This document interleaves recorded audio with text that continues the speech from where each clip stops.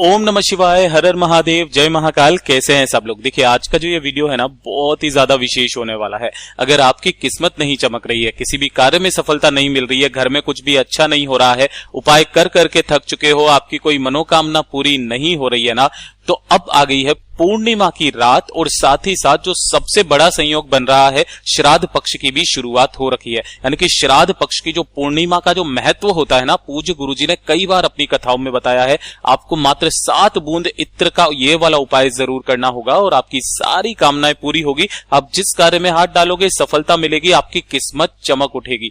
पूज्य गुरुजी की कथा से सुनकर समझकर बहुत आसान भाषा में आपको बताने का संपूर्ण प्रयास करूंगा, परंतु उससे पहले आप सबसे एक छोटी सी गुजारिश करूंगा कि जो लोग पहली बार आए हैं चैनल को जरूर सब्सक्राइब कीजिएगा और वीडियो को लाइक करके महादेव जी का कोई सा भी प्यारा नाम कमेंट बॉक्स में लिखना मत भूलिएगा। इस पूरे वीडियो में हम लोग 3 महा उपायों के बारे में बात करेंगे जो कि आपकी अलग अलग मनोकामना पूर्ति के लिए सिद्ध होंगे। ठीक है, सबसे पहले बात कर लेते हैं पहले वाले उपाय की तरफ। पहला वाला उपाय सबसे पहले तो किन लोगों को करना है ये चीज जान लीजिए।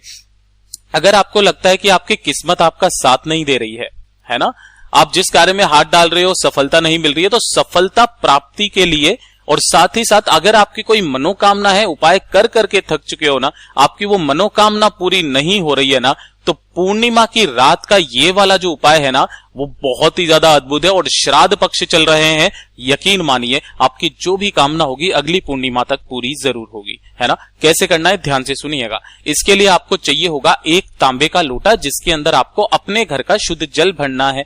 ठीक है, ये भर लिया। आपको 7 चावल के दाने, जिन्हें हम लोग अक्षत भी कहते हैं। भैया इन्हें अक्षत क्यों कहा जाता है, ध्यान रखना। मात्र आपको 7 चावल के दाने चाहिए, ऐसे जो कहीं से भी खंडित ना हो, अक्षत यानी कि कहीं से भी टूटे हुए ना हो, ये चीज ध्यान रखना। 7 चावल के दाने ले लेना।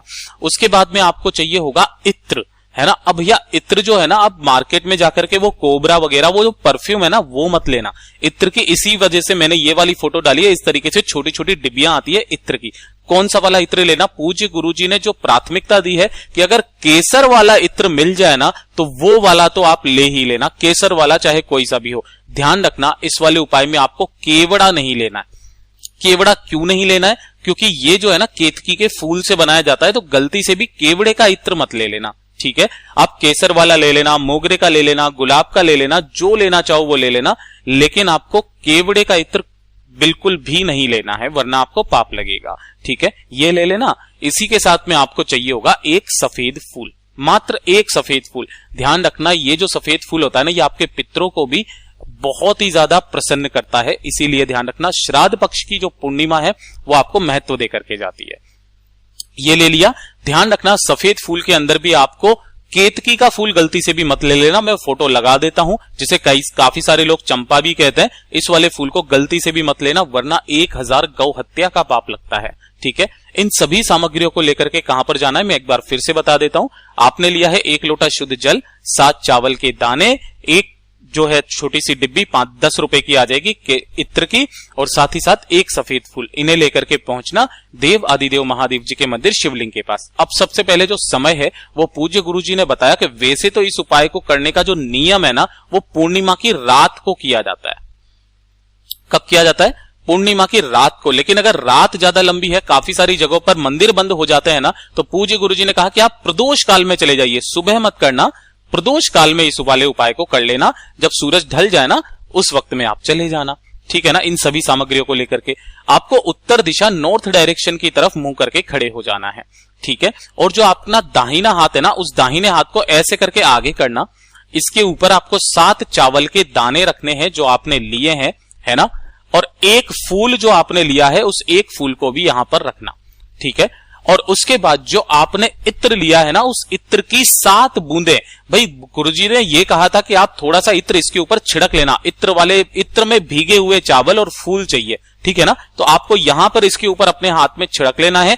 दूसरा हाथ नीचे आपको लगाना है, अपना नाम और गोत्र बोलकर। ये चीज ध्यान रखना, अपना नाम और गोत्र बोलना, अपनी कामना कहना कि कार्यों में सफलता नहीं मिल रही है, जो भी आप कामना के लिए उपाय कर रहे हो अपनी कामना कह करके चंद्रमौली महादेव जी के नाम से, ये चीज ध्यान रखना, चंद्रमौली महादेव जी के नाम से इसी पूरी की पूरी सामग्री को आपको शिवलिंग के ठीक ऊपर यहां पर आपको समर्पित कर देनी है, जो चावल के दाने हैं और जो फूल हैं।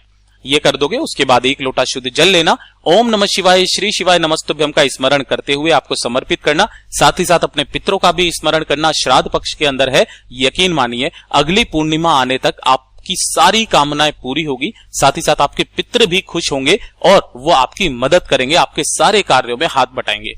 काफी सारे लोग इस बात से परेशान है, भैया हमारे यहाँ पर मंदिर इतनी रात तक नहीं खुला रहता है तो क्या करें।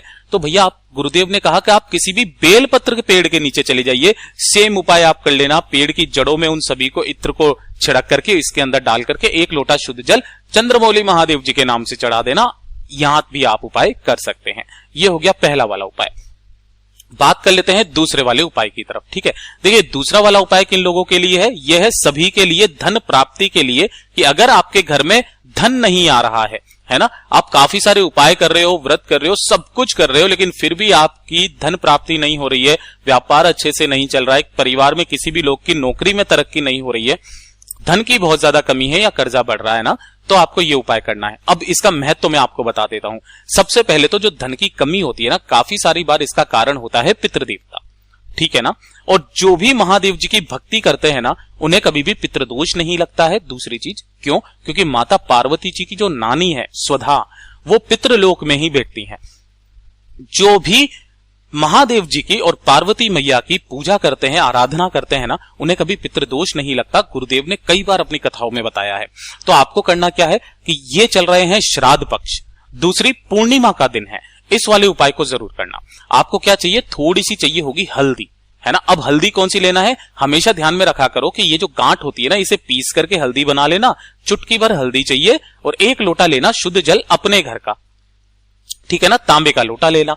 इसके अंदर जो आप जल भरोगे ना, उसके बाद में आपको इसके अंदर 1 चुटकी आपको हल्दी डाल देनी है। डाल दी हल्दी और इस लोटे को लेकर के पहुंच जाना देवादिदेव महादेव जी के मंदिर शिवलिंग के पास।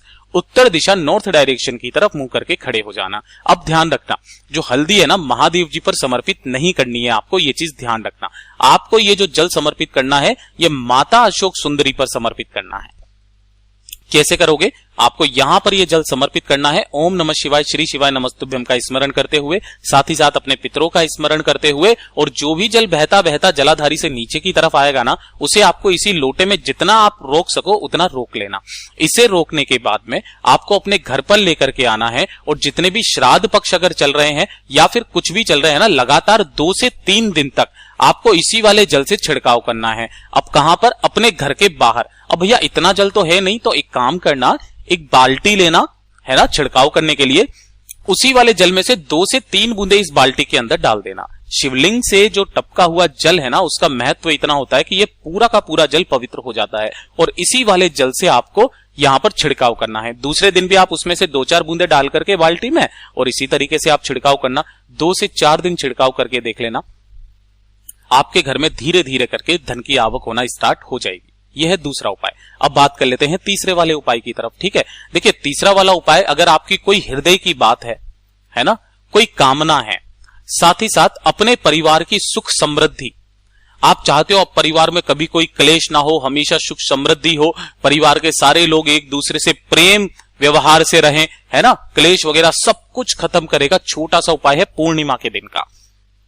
आपको लेना होगा 1 लोटा शुद्ध जल सुबह के समय, है ना, सुबह के समय या दिन के समय कभी भी, ठीक है ना, सुबह के समय लेना, और आपको 1 लोटा शुद्ध जल तांबे का ले लेना। इसके अंदर आपको डालना होगा मात्र 1 चावल का दाना, जो कहीं से भी खंडित ना हो, इसी के अंदर डाल देना। डाल दिया, डाल देने के बाद इस लोटे को आपको कहां रखना होगा? अपने घर के मंदिर में इस तरीके से आपको रख देना है, और इसे किसी भी प्लेट से ढांक देना। ढांक करके इसके सम्मुख में आपको गाय माता के घी का गोल बत्ती का दीपक यहां पर लगा देना है। ये काम कर दोगे। अब ये वाला जो काम करोगे ना, ये कब तक रखा रहेगा? शाम तक, रात तक रखा रहेगा। अगर आप ये वीडियो शाम को भी देख रहे हो ना, तो शाम को भी आप इसको रख करके यहां पर रख देना। सम्मुख में एक दीपक जरूर लगा देना। ठीक है, ये लगा दिया, और रात को जब पूर्णिमा का चांद निकलेगा ना, ये चीज ध्यान रखना, आपको इसी वाले जल से अर्घ देना होगा चंद्रमौली महादेव जी के नाम से, अपनी कामना कह करके। किनके नाम से? चंद्रमौली महादेव जी के नाम से आपको इसी वाले लोटे से अर्घ दे देना है। मात्र एक पूर्णिमा आप करके देख लीजिएगा, आपके घर के जितने भी कलेश होंगे, बीमारियां होगी, वो सारी खत्म हो जाएगी, आपकी किस्मत चमक उठेगी, आपके परिवार की उन्नति होने लगेगी। और इस बार की जो पूर्णिमा है, श्राद्ध पक्ष की पूर्णिमा है, आपको दोगुना फल प्रदान होता है। पूज्य गुरुजी ने जैसा अपनी कथाओं में बताया, वैसा आसान भाषा में आपको बताने का संपूर्ण प्रयास किया। वीडियो अगर पसंद आया हो तो लाइक जरूर करना, साथ ही साथ चैनल को जरूर सब्सक्राइब कीजिएगा। मैं मिलता हूं आपसे अगले वीडियो में, तब तक के लिए ओम नमः शिवाय, जय महाकाल।